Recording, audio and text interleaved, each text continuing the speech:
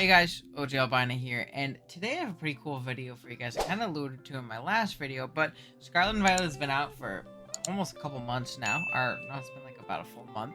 And the Draft League metagame is forming, and we're kind of, experimenting, playing in leagues, and tournaments have been happening and things like that. So we're kind of getting a grasp on what these Pokemon do and what they offer to your traditional singles Draft League team.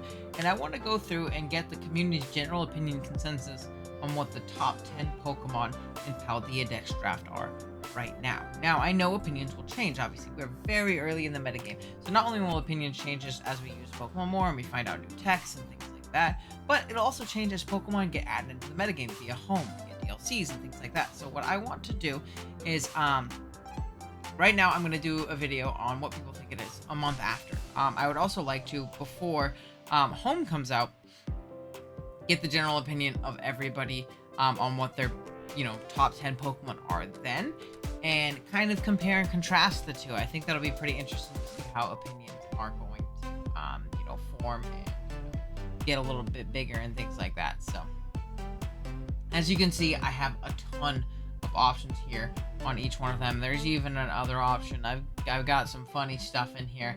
There are some really funny votes, and I won't be elaborating on what my top 10 are, at least right now, because I want this to kind of be what the community thinks, and I don't want there to be any bias or anything like that when I talk about what I think the best Pokemon are and things like that. But I think in general they did a pretty good job of this guy. So what we're gonna do is we're gonna go ahead and switch over to our first Pokemon here, number 10, as voted by you guys, the community.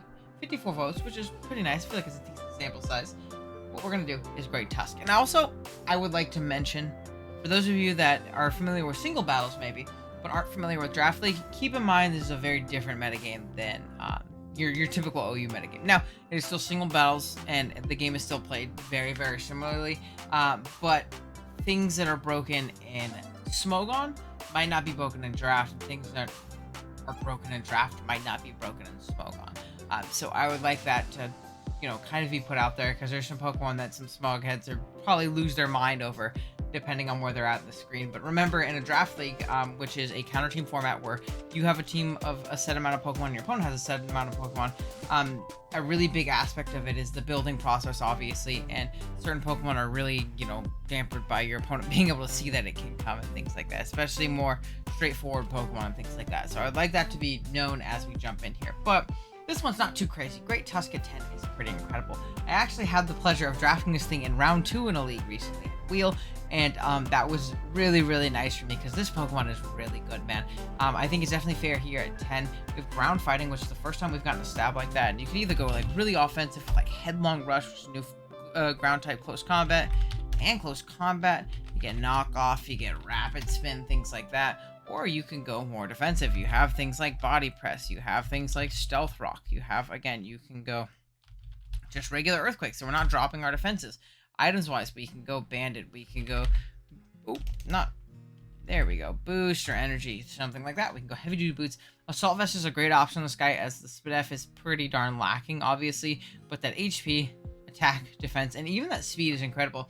87 is a very solid speed tier, and being about speed base 85s and below pretty much is pretty darn incredible. This Pokemon is really solid. I wouldn't say it's like me, I guess I can kind of give my opinions on the Pokemon as we go, and it's not really biased because I'm showing you the results of everybody.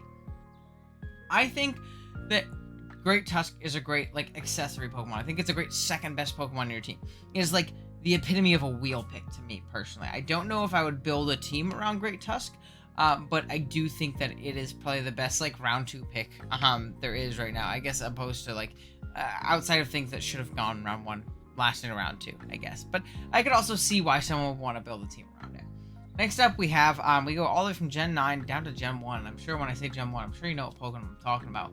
That's Big Dragonite, and man, does this thing love the addition of Terrastal. It's probably one of the best options to terrestrialize, and we're kind of assuming that all of these Pokemon are allowed to terrestrialize in some way, whether it only be into one type, whether it be in any type, things like that. Regardless, Dragonite is great. There's so many options in a Draft League format for this thing, because not only is it great physically, it also has a very solid special move pool and special attack stat. and it's very good defensively. So there's really so many different roles that Dragonite can flex into. You can see the very stereotypical DD or Choice Band Terra Normal with extreme speed sets. You can also see, I played Fairy in a game recently. You can see Fire, you can see Steel, you can see Flying, you can see Pure Dragon. I saw a Terra Water Dragonite against a Rain team in a draft league recently. It was in the Smoke on Tour. At the very least, I think it was Rye playing. And he was playing against a Rain team. It looked like it was a very fat D-Knight with Surf, Thunder, Roost, and Dragon Tail, and it absolutely demolished that Rain team. So there's a lot of cool defensive things that you can do with Dragonite in a draft league setting, whereas it's kind of pigeonholed into that DD or Choice Band breaker. In standard OU, it can do much more defensive things a lot better this generation, in my opinion. I think that's a very, very valuable quality when it comes to Dragonite, and I would personally love to use this thing as, a first pick overall. Or a first pick, on a team. Probably not first overall, though. Next up is another Pokemon that I think some people are going to be like, man, especially if you don't come from a draft background, but it's going to be Chi-Yu. This Pokemon is very, very strong. That 135 special attack stat is astronomically high, alongside Beads of Ruin, in the sense that it is reducing, basically the way this works out, I think, is 25% off of all the SPDF stats of everything on the field. It's not something that you can pivot around. It is like an Intimidate or something like that. It is all Pokemon around you on the field have their SPDF stat reduced by 25%. And alongside Dark and Fire, which is a very solid offensive coverage, or offensive, stab, it's really strong. It doesn't have the greatest coverage, but again, it's like a couple Pokemon on this list where they don't need a lot of coverage. Dark and Fire is really all it needs to kind of rip through things. And again, it's not, it's a Pokemon that can kind of force its own progress and really break through opposing threats, especially with a Terra. Not only is like a Terra Dark or Fire incredible in like Choice Specs or Scarf variants, just allowing you to smash through things. Like again, like I think Choice Specs Fire Blast 2-hit KOs Blissey if you Terra Fire, which is again an insane number to hit. But you can also go like Nasty Plot, Terra Grass, or Terra Poison, or whatever you want to go on this guy that is resisted by an opposing Pokemon or something like that. It also has Psychic for coverage, which is nice in niche instances. Like say there's a Claw's Eye or something really fat SPDF wise on the other side that's weak to Psychic. You can always run that, but it's not really that needed. I feel like most of the time you're either going to see Specs variants, Scarf variants, and then like the occasional like Boots Nasty Plot variant for like super overkill. But this is definitely really cool. It can even Lava Plume and spread burns for the first couple times it comes in. And if you're like a Specs or a Scarf variant, it's very likely that you're gonna have an extra boost on. You could just be like, fuck it, and throw in Lava Plume on top of your other fire move in case you need to beta burn on something. Which is obviously great. So this guy at 7, I think it makes sense. I think it's a little slow, and if you're not Boots, it's very liable to get worn down really quick, and it has very limited switch-ins, and it's hard to get in. But if you can position it, it's incredibly strong. So I definitely understand it from that perspective. Next up is a Pokemon that's really gonna rub a couple people the wrong way, because I had a couple people put this at number 1, but due to the voting and where it ended up, this Pokemon's at number 6. It's gonna be Palafin, and I don't know how I feel about Palafin yet. Because at first I was a little bit iffy on it in a draft setting, in the sense that it's coming and that it has to switch in and switch out before your opponent can, use it really, which seems very exploitable. But I'm also seeing the upside of when you get this thing in, because it is so strong. I think especially in a free Terra format where this Palafin can turn into any typing, I think it's absolutely incredible. I've seen Amel ran a Terra Dark bulk up set to smash through a defensive Slow King in PWS recently. I thought that was really cool. The week before, he ran mixed Life Orb Boom Burst with Terra Normal, and it Okoda Rotom Wash after rocks. Like, these are checks that are getting rocked and ripped through.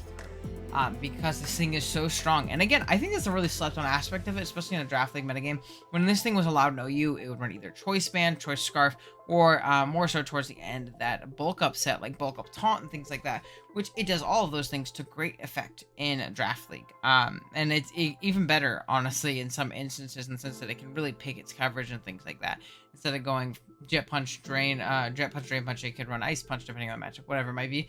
But the other slept on aspect is kind of what we touched on with the Boom Burst and the Rotom there, is I think this thing has really solid potential as a mixed attacker and even a special attacker in some matchups.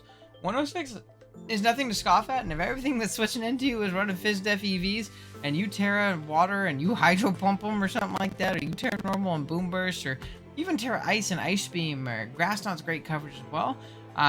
That's gonna hurt. That's gonna twig KO most things that are switching into you. So I think that's a really cool aspect here at Palafin.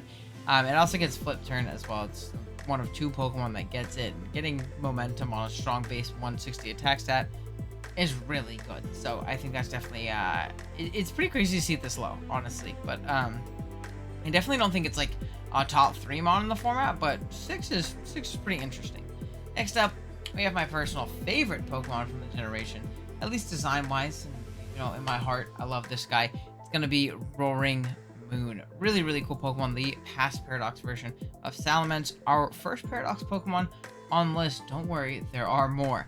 But we're going to see this guy. This guy is pretty darn versatile in the Draft League metagame, in my opinion. I'm using him in BBR for those of you guys who are watching that season. And it's a lot of fun. I think that Choice Band variants are actually a lot better than the Dragon Dance variants you typically see on the ladder. Choice Band, like Terra Dark and things like that, can be really strong. Terra Steel is a great option on this guy for Iron Head and really punishing those fairies that thought they could switch in and check you. Nope, I'm OHKOing you now. You can also run with like Terra Flying Acrobatic sets with Booster Energy and Dragon Dance. Those can really clean through teams really, really fast if things get out of hand. So there's a lot of cool things you could do. It also gets Roost and Taunt, which is like, 2 cool options. And even cool coverage like Rock Slide, Shadow Claw, Stone Edge, I guess. Then Headbutt X-Scissor for some reason. But you also get U-Turn, which is incredible on a Pokemon like this. Really allowing it to grab momentum for itself, force damage on checks and things like that, especially with hazards. And, be able to come in a little bit later and really break through a team. So, I love me some Roaring Moon. But there's definitely some Pokemon better than it, which we'll talk about next in Iron Bundle. Another Uber Water type from this generation. Pretty interesting stuff to see it here at number 4. I'm personally not super huge on Iron Bundle in the sense that I don't like that Pump is its only water stab from the special side, and that it's very one-dimensional, but I cannot deny how strong this Pokemon is right now into the metagame. There's not much defensive counterplay to it, and there are some places that are just straight up banning it, especially in like 8-mon scenarios, which I don't think I agree with. I've built for Bundle and 8-mon scenarios, and I don't think it's like overly oppressive. As I do think if it's not running boots, then it's a lot weaker than you would think. If it's running specs, you have great ways of revenging it, plus, rocks. Crumbles to any special move. There's a lot of instances where it lacks OHKO power, and again, using that Hydro Pump as that water stab is pretty tough in a lot of instances. It makes it pretty tough to lock and do, or even click that move in general. But again, despite its like lack of versatility, it is very strong. Hydro Pump with Freeze Dry and Ice Beam is great. You can always Flip Turn and U-Turn as well, and Encore and Taunt are great options as well. I've seen subsets, I've seen Booster Energy sets, Specs, Life Orb, not Scarf yet. I think Scarf would be pretty interesting, but it's draft, so there might be a matchup where you need to be faster than something at +1. Might be I don't know, it might be a Dragapult on the team you want to catch off guard, or maybe there's a DD mon that you want to outspeed. Who knows? But really cool mon. And really solid Fizz Def as well, which I thought was interesting. Okay, next up, we're getting to number 3. We're in the top 3. I want you to go ahead and comment down below at least your top 3 Pokemon in Paldea draft right now. Even if you did the poll, or if you didn't do the poll, let me know what you think the 3 best are right now. Number 3, we got Iron Valiant, which this Pokemon, I'm pretty surprised some people didn't rate it higher, because some of the people I talk to think this thing is absolutely broken, and honestly, I can see why.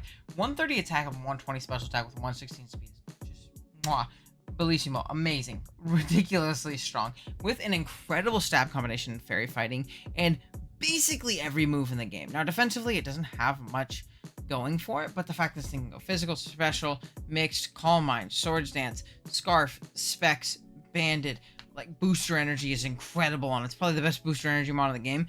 This thing offensively is just like a hyper offense player's dream, man. This thing just rips through so many different squads so darn easily. And again, it makes sense why it's this high. I don't know if I would put it higher. I think 3 might be apt, considering the 2 that are above. That might be personal preference, but it was really close to taking the number 2 spot, which we'll talk about here.